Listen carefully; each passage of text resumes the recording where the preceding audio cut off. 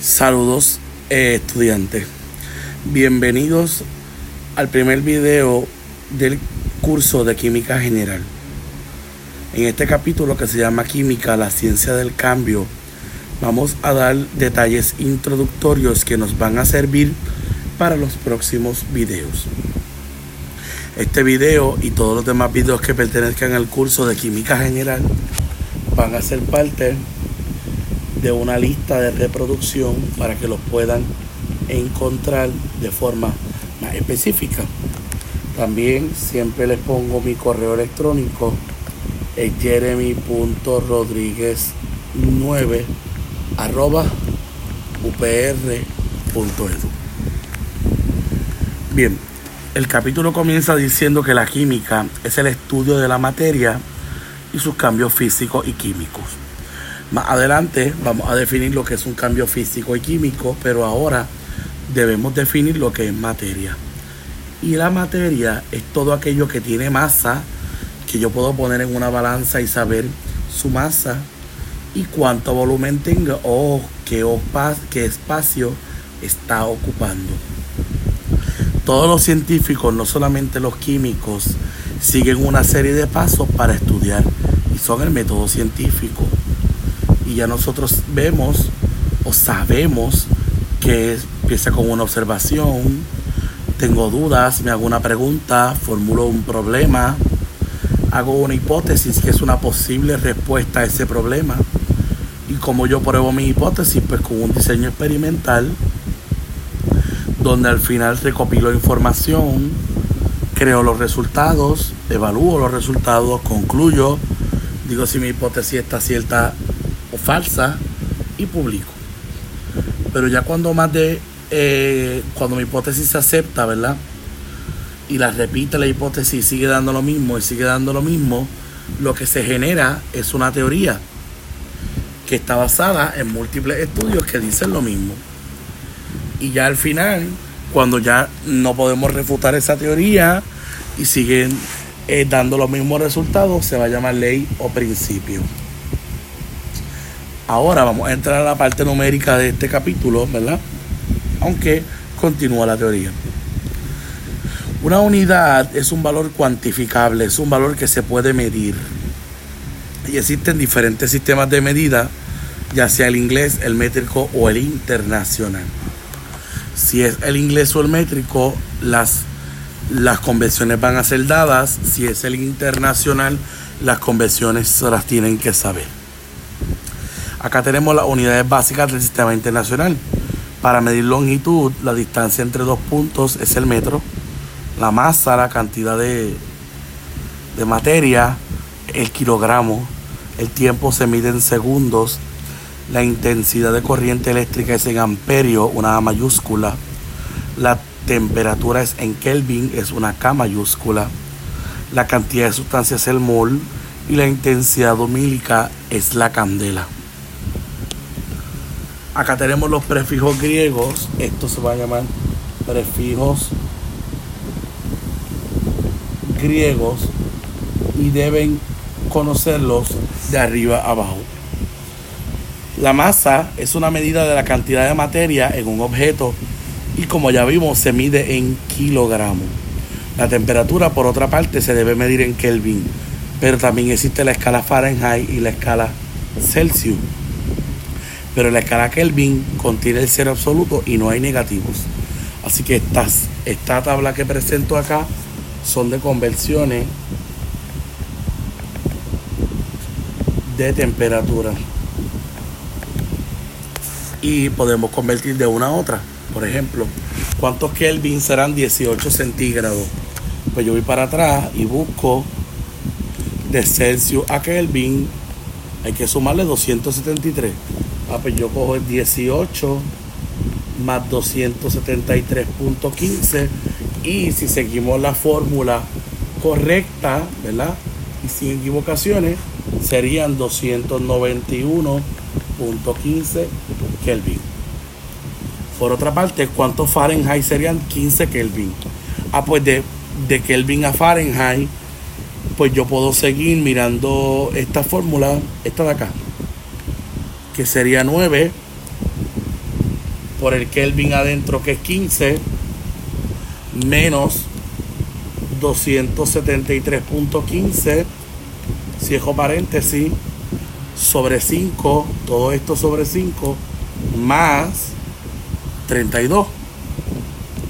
Así que hay que trabajar primero con esa multiplicación, ¿verdad? Porque si no trabajamos el orden de operaciones correctos, es posible que no nos dé bien. Y cuando lo evaluamos en Fahrenheit, esto nos da negativo 432.67. El último problema es cuántos Fahrenheit serían 18 Celsius. Así que como vamos de Celsius a Fahrenheit, la fórmula que tenemos es esta de acá. Sería 9 Celsius multiplicado, dividido entre 5 más 32. Nuevamente repito, hay que hacer el orden de operaciones correcto porque no puede dar mal. Esto sería aproximadamente 64.4 Fahrenheit. Bien, seguimos hablando del sistema internacional, y es que el volumen se mide en metros cúbicos, metros a la 3. Pero existen factores de conversión entre los volúmenes. Por ejemplo, en un decímetro cúbico es igual a 1 litro. Ese es el primer factor de conversión. En un decímetro a la 3 es 1 litro. Un decímetro a la 3 es igual a 1 litro. El otro es que un centímetro a la 3 es igual a 1 mililitro. Son dos factores de conversión. Aparece otra ecuación, y es la ecuación de la densidad, y se dice que la densidad es igual a la masa sobre el volumen. Así que la de masa y volumen ya están despejadas. ¿Qué unidades tenemos de densidad? Pues el principio tiene que ser una de masa y la segunda tiene que ser una de volumen. Ejemplo, dice que un cubo de hielo flota teniendo una masa de 0.8 gramos y que los lados de ese cubo son 2 centímetros. Calcula la densidad. Pues densidad es igual la masa. Escribimos la masa arriba, 0.8 gramos. Y fíjense que abajo va volumen. Cuidado, porque un cubo me dieron un lado. Así que sería 2 centímetros a la 3. Para que sea el volumen exacto del cubo. Al final, cuando sacamos la densidad, fíjense que las unidades van a ser, están explícitas. Sería gramos sobre centímetros a la 3. Pues sería 0.1 gramos sobre centímetros cúbicos.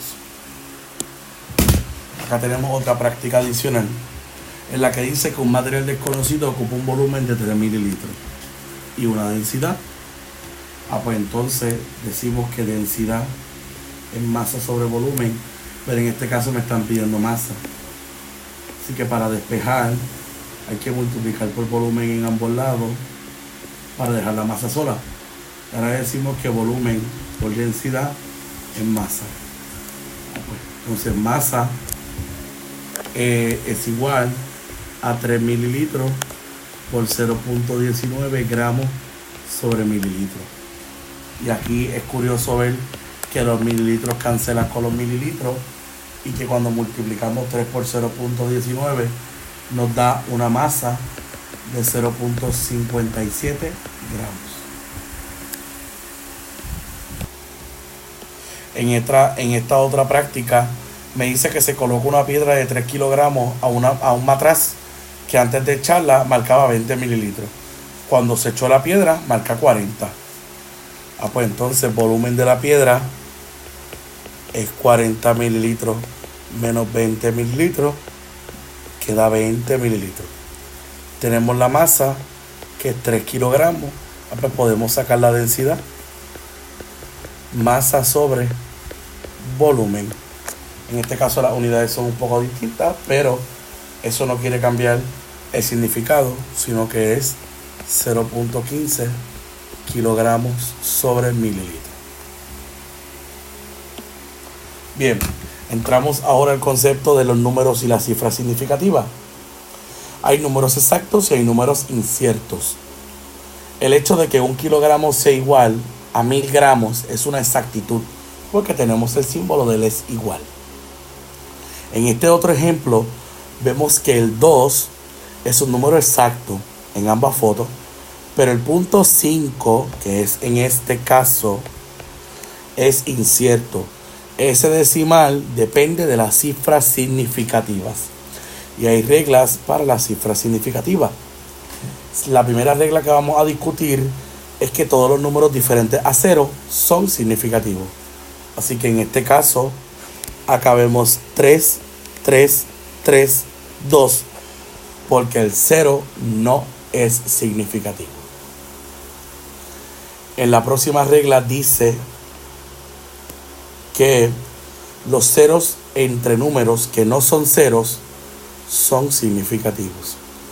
Así que en esta son 4 y en esta también son 4, porque en ambos casos el 0 está dentro de números que son significativos. La próxima regla es que dice ceros a la izquierda del primer número significativo no son significativos.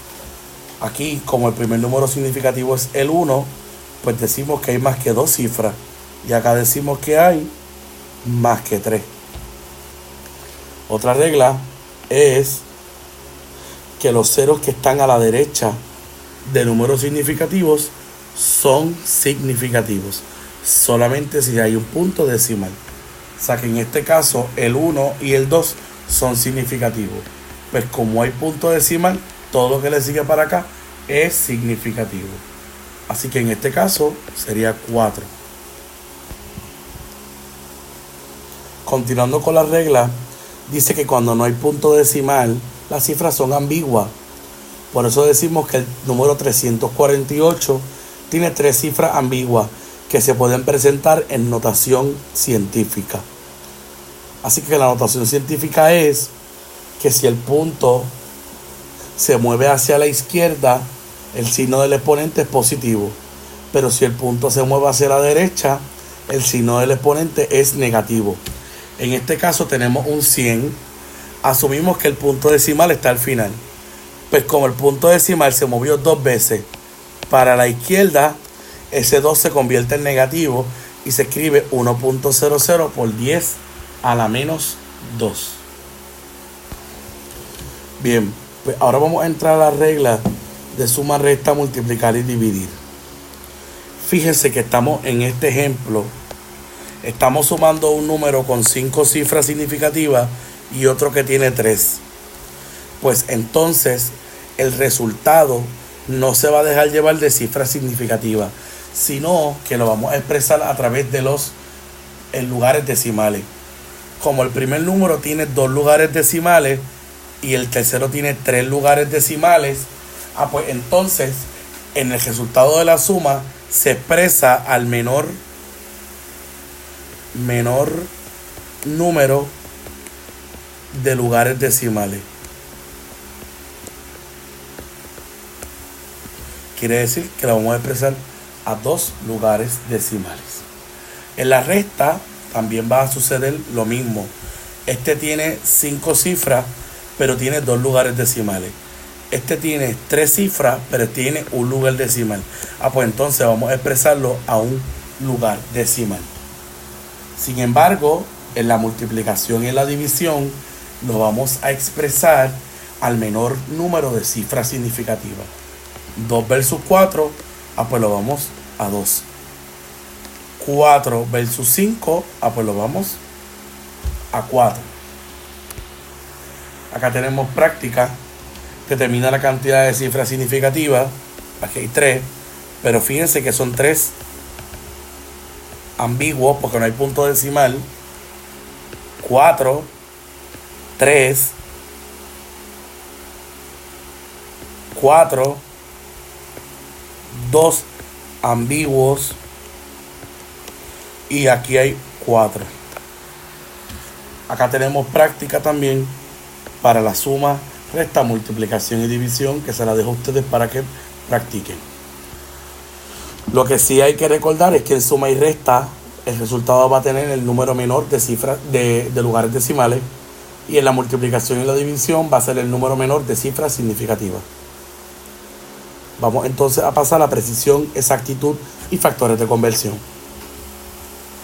La precisión en este caso va a ser cuando mis datos se acercan unos entre otros. En esta primera imagen vemos que todos mis datos se parecen.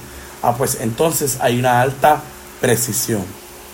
Pero si yo quiero que mis datos sean, por ejemplo, 10 y el 10 se encuentra en el medio, pues aquí vemos que todos mis datos se parecen, pero también todos mis datos se parecen al que yo quiero que se parezcan. Por eso es que hay alta precisión y hay alta exactitud. Sin embargo, aquí mis datos no se parecen tanto entre ellos, pero sí están bien cercanos al dato real, al dato que yo quiero que se parezcan. Por eso es que no hay mucha precisión, pero hay alta exactitud. Y acá no hay ni precisión ni exactitud. Acá abajo tenemos factores de conversión que podemos utilizar más adelante. Seguimos en la teoría, ahora vamos a la clasificación de la materia. Bien, ya yo había mencionado antes que íbamos a mencionar la definición de masa y volumen, pero que las otras definiciones iban a ser más adelante, pues este es el momento. La química clasifica la materia en sustancias y mezclas. Las sustancias se dividen en moléculas, compuestos o elementos. Las mezclas se dividen en homogénea y heterogénea. Así que una mezcla homogénea es cuando tú echas dos sustancias, pero ves un solo color, ves una sola fase y no puedes distinguir qué o cuál es cuál. Sin embargo, en una mezcla heterogénea, pueden mezclar dos cosas como agua y aceite y sabes cuál es agua y cuál es aceite, porque se ve más de una fase. Ahora, hablando de las sustancias, ¿verdad? Pues una sustancia es una forma de la materia con una composición y propiedades definidas. Las sustancias pueden encontrarse en tres estados de la materia: sólido, líquido, gas. También hay un cuarto estado de la materia, que es el plasma, que es un gas con carga. Y ya hemos visto que las sustancias pueden ser moléculas, pueden ser compuestos o pueden ser elementos. A la materia se le puede describir por sus propiedades cuantificables o cualitativas, además de pasar por cambios físicos y químicos. Bien, aquí tenemos una práctica que dice cuántas pulgadas hay en 2 centímetros. Pues tenemos que ir acá y buscar que tenemos una conversión directa de pulgadas a centímetros. Pues apuntamos que en una pulgada hay 2.54 centímetros.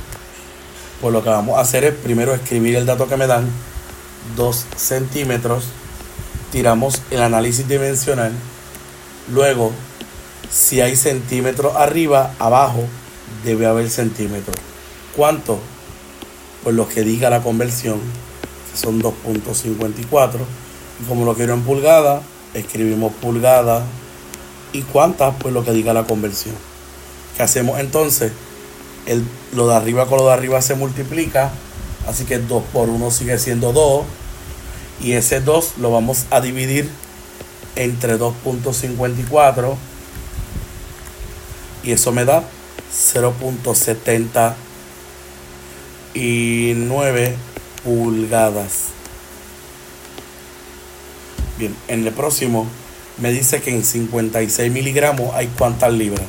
Vamos a la conversión y buscamos que no tenemos una directa, pero sí tenemos esta y esta. Pues podemos poder pasar de miligramos a gramos y de gramos a libra. Pues vamos a empezar diciendo 56 miligramos, tiramos el análisis y decimos que en 1000 miligramos hay 1 gramo.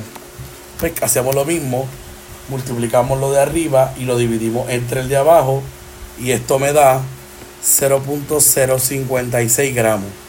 Pues entonces esos gramos ahora los podemos pasar a libra. Dice la conversión que en 453.6 gramos. 453.6 gramos hay 1 libra. Lo mismo multiplicamos el de arriba y dividimos por el de abajo. Y esto me da 0.00012 libras. Si tienen dudas con las conversiones, va a haber otro video que se llama conversiones de unidades, donde allá vamos a explicarlo más detallado. Bien, vamos a identificar si esa sustancia es pura, es una mezcla, ¿verdad? Jugo de manzana no está en la tabla periódica, así que es mezcla. El hierro se encuentra en la tabla periódica como Fe, así que esto es una sustancia pura. El agua se compone de elementos y los elementos están en la tabla periódica, así que es una sustancia pura, porque el agua es un compuesto. Agua de mar tiene agua y tiene sal, eso es una mezcla. Sopa de pollo, eso es una mezcla. Ahora, identifica si es una propiedad cualitativa o cuantitativa.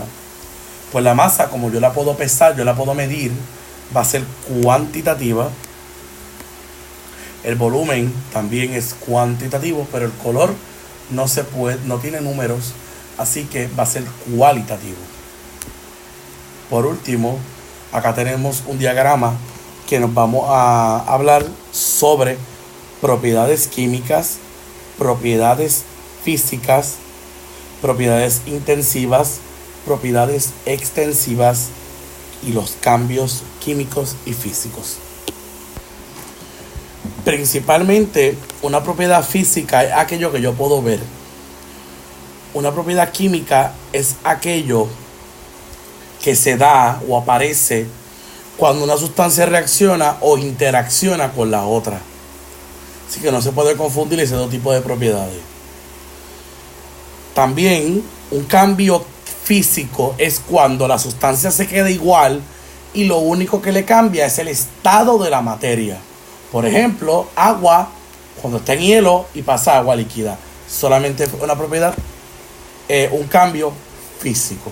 Cambió el estado de la materia. Por otra parte, en el cambio químico, es cuando una o más sustancias se transforman en otras nuevas. Como por ejemplo, cuando tú quemas el fósforo, pues ya no es fósforo. Cuando cocinas una papa, pues la integridad de la papa no es la misma, el compuesto no es el mismo. Cuando se quema el papel, ya no es papel. Cuando se quema la madera, ya no es madera. Cuando prendemos fuego a un alcohol, pues el alcohol combustionó y ya no es alcohol. Así que ese tipo de cosas son cambios químicos. Pero si solamente cambia el estado de la materia y se sigue llamando igual, va a ser un cambio físico. Y acá tenemos otras dos propiedades que tenemos que discutir. Yo lo voy a llamar propiedad intensiva a algo que depende de la cantidad de sustancia. O sea, una propiedad intensiva va a ser algo que depende de cuánta materia tú tengas. La masa y el volumen depende de cuán grande, de cuán pesado sea el objeto. Así que son propiedades intensivas. Pero una propiedad extensiva no depende de cuán pesado sea, de cuánto volumen yo tomo. Así que ese tipo de propiedades se va a llamar extensivas. Y una de ellas es la densidad, que no depende de cuánto uno pese, simplemente la densidad del objeto es el mismo, siempre.